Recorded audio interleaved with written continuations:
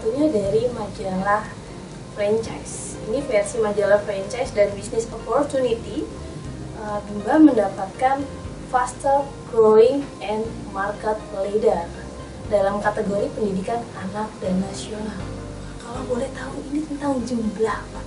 Tentang muridnya sudah berapa, tentang motivatornya sudah berapa, bahkan bimbanya sudah berapa. Baik, terima kasih. Bimba ini saat ini katanya sudah besar, tapi menurut kami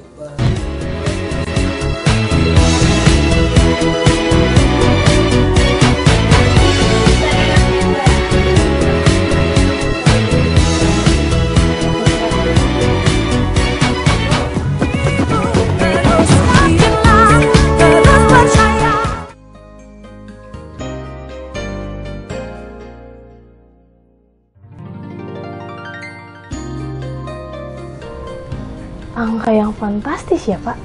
Itu sudah tersebar di mana saja, Pak? baik. Sebagian besar memang di daerah Jabodetabek, kurang lebih ada 800-an. Tetapi juga sudah tersebar di Jawa Tengah, di Jogja, di Bali, di Surabaya, bahkan ada juga di Kalimantan, di Sulawesi juga sudah ada. Hampir di seluruh Indonesia. Ya. Dari titik zero to hero.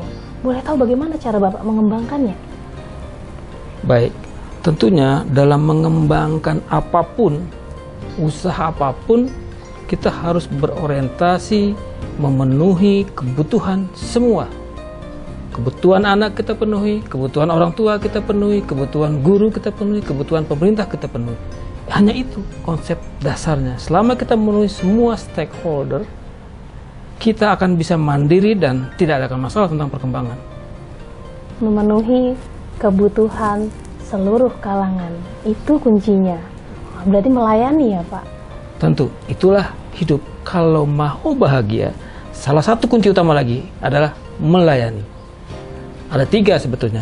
Yang pertama mandiri, yang kedua berbuat baik atau melayani, yang ketiga adalah belajar. Itu adalah kunci. Harus 3-tiganya kalau mau hidup bahagia. Ini lagi-lagi kembali ke revolusi mental ini jadinya ya, Pak ya. Wah, karakter memberi, karakter melayani. Kembali lagi. Nah, ini Bimba sudah seluruh Indonesia. Dan gurunya sudah lebih dari 4.000, muridnya sudah lebih dari 50.000. Ini semuanya biayanya sebanyak itu, operasionalnya gimana, Pak? Dari mana? Atau ada bantuan dari pemerintah atau bagaimana? Baik, terima kasih, Bu. Jadi, alhamdulillah Bimba Aiweo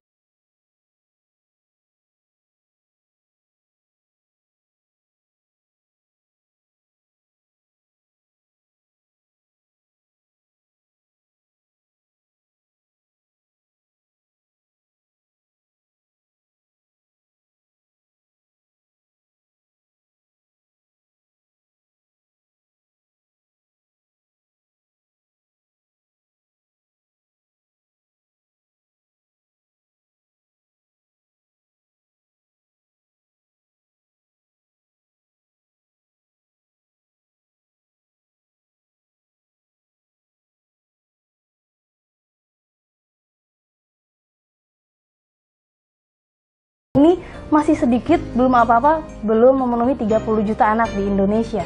Apakah Bapak memiliki harapan besar untuk pemerintah ikut berpartisipasi di dalamnya agar lebih besar lagi, Pak?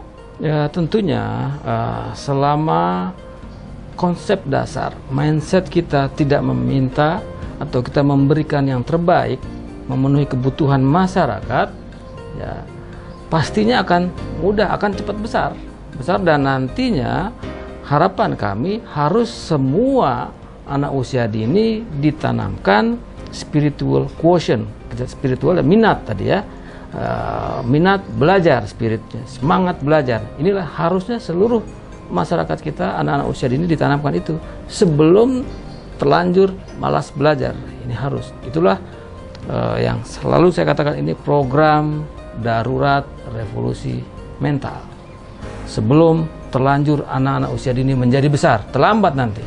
Udah terlanjur 5 tahun, lambat. Itulah pemerintah kalau mau bergabung, ya alangkah indahnya. Atau sama-sama dengan pemerintah bekerja sama, itu alangkah indahnya. Oke, tadi Pak Bambang bilang Bimba sudah mandiri, tapi juga membuka peluang bagi siapa saja, bahkan pemerintah yang ingin mendedikasikan dan ingin membuat sistem pendidikan di Indonesia menjadi jauh lebih baik, itu dibuka peluang sebesar-besarnya.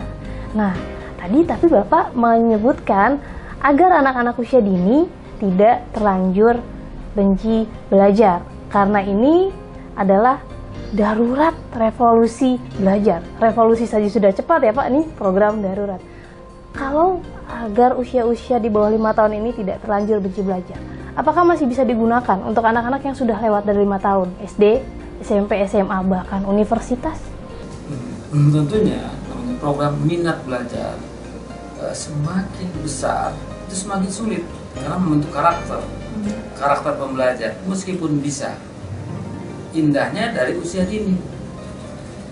Inilah cara kerja otak manusia. Jadi kalau sejak usia ditanamkan minat belajar menjadi pembelajar, tapi sejak usia dini kita lepas, kita biarkan saja terpengaruh dampak negatif globalisasi, media elektronika, sudah terlanjur menjadi anak-anak yang konsumtif, itu akan jauh lebih sulit.